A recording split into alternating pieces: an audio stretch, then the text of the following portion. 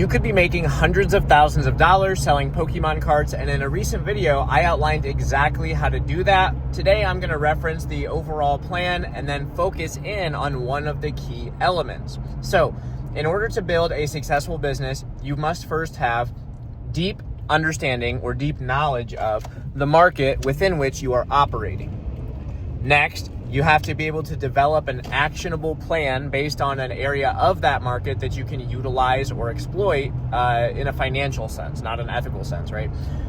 Then, once you have planned and you kind of worked out the details, then you begin executing that plan. If the plan works out exactly as you expected it to, then you continue exiting that plan until something changes.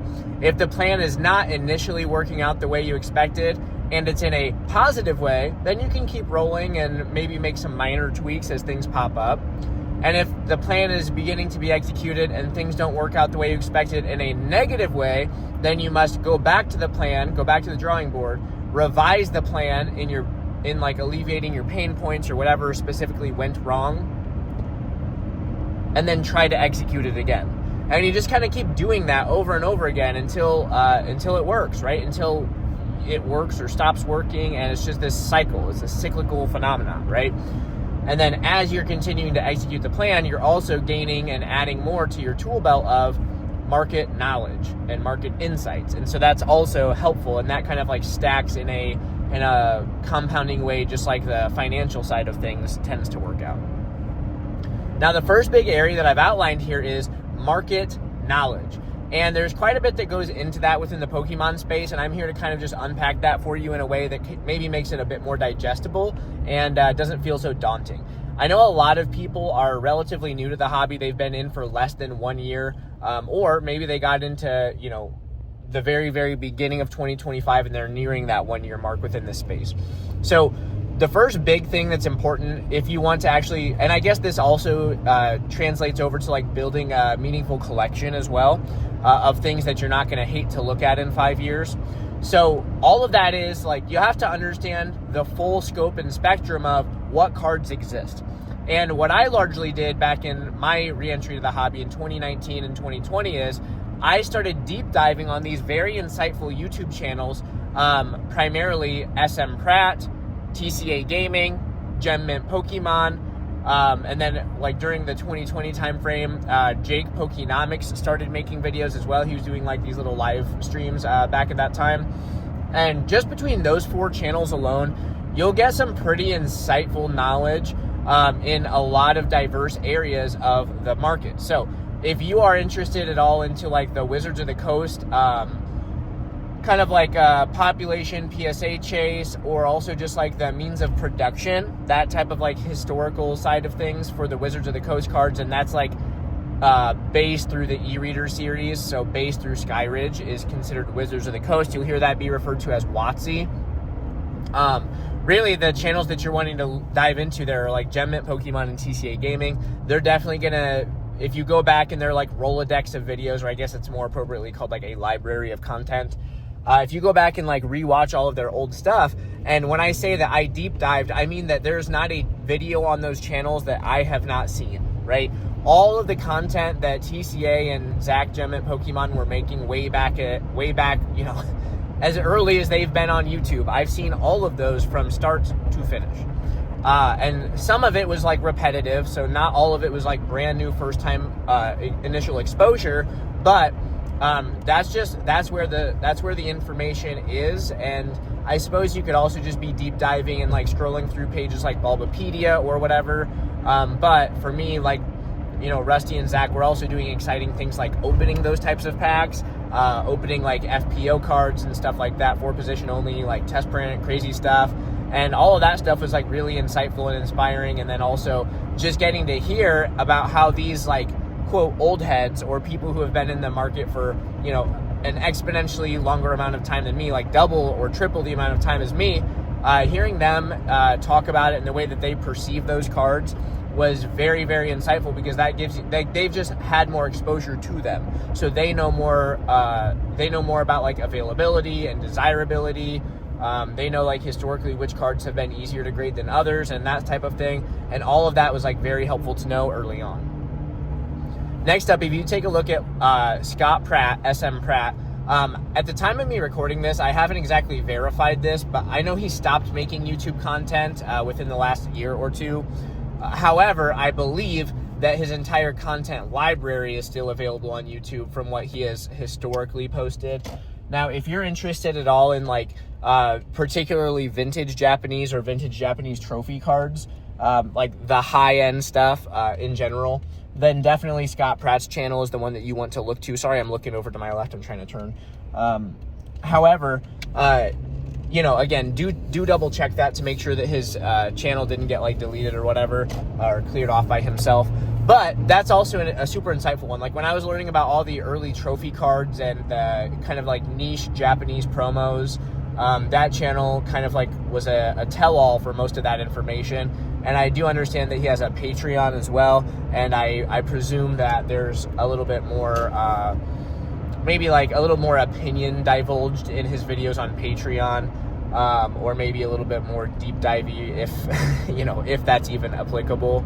And then moving on to like Jake Pokenomics, I know that he and Catch 'em All Collectibles also host a Patreon, and I do know for a fact that there's a lot of like data-driven videos and posts in that space. And so if you want to know more about like the actual like estimated release of how many booster boxes from each set there may have been, then that's like a good one to check out, and like a lot of deep divey data stuff like that.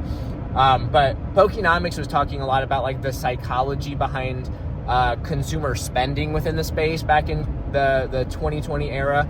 And you have to understand, like, COVID was going on around that time, which had us all, when it was occurring, like locked up in our houses and stuff.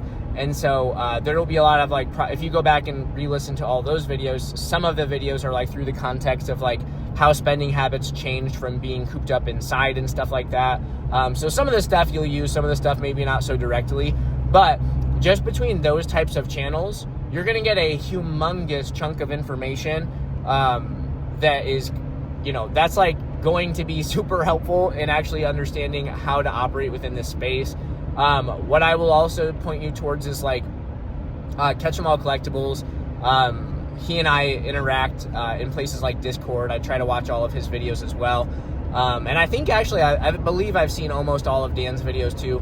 But Dan is also a super insightful person, and he's running a humongous business. And so there's that. You know, that's kind of like an inherent reason to watch that type of content as well, produced by him, because he's doing the stuff that we are trying to do also. And so he talks a lot about how you can be like resilient as a seller, and how you can just do things that make sense, generally speaking. Typically, you know, Dan tends to center himself in between the extremes of most topics. And he presents that in like a content format by presenting both extremes in the most hyperbolic sense, and then like orienting himself in real time somewhere in the middle, with the pros and the cons both being considered, right? And so all of that stuff is helpful too, because it's like that's how you can reason within the space in a way that's actually productive, instead of just spinning your tires and joining the rabble and hoopla like what I mentioned in yesterday's video. So those would probably be my 4 big recommendations. And they kind of get into, like, you know, I mentioned Dan also, not just because he's like knowledgeable and gives like pretty level-headed takes, and just like seeing a reasonable person reason through things can be helpful in and outside of Pokemon. But like I mentioned 3 people prior to him that primarily were talking about vintage, and obviously the whole market is not vintage, and as a matter of fact, modern tends to be quite a bit more liquid anyways. And so Dan, you know, he has distribution access. He runs a streaming platform, or a streaming service through a platform, and, you know, all that stuff. So he has a bit more perhaps like modern exposure than the people I listed in their historical content libraries.